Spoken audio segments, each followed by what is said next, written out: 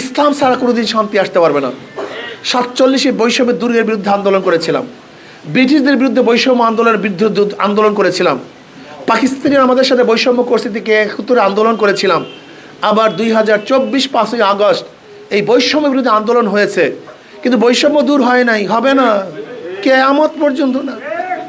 5ই আগস্টের পরে ভেবেছিলাম চাঁদা থাকবে না, দুর্নীতি থাকবে না, থাকবে না সেখানে কোনো দখলদারি, থাকবে না খুন ধর্ষণ, সমস্ত মানুষ সাম্য, মানবিক মর্যাদা, সামাজিক ন্যায় বিচার প্রতিষ্ঠিত হবে, মানুষ বাকশক্তি পাবে, স্বাধীনতা অর্জন করবে।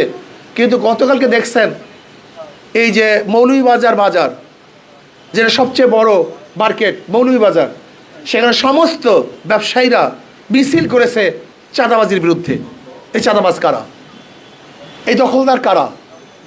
একদিনও চিন্তা করছেন? শুধু চাঁদার চেহারা পরিবর্তন হয়েছে, কিন্তু চাঁদা বন্ধ হয় নাই। দুর্নীতির চেহারা পরিবর্তন হয়েছে, দুর্নীতি বন্ধ হয়নি। কিয়ামত পর্যন্ত হবে না, কিয়ামত পর্যন্ত, কিয়ামত পর্যন্ত। মাদার গাছ লাগিয়ে আমের আশা করা যায় না, তেঁতুল গাছ লাগিয়ে বৃষ্টি ফলের আশা করা যায় না। দুর্নীতিবাজদের মাধ্যমে দুর্নীতি বন্ধ হয় না, চোরের মাধ্যমে চুরি বন্ধ হয় না, ডাকাতের মাধ্যমে ডাকাতি বন্ধ হওয়া সম্ভব না।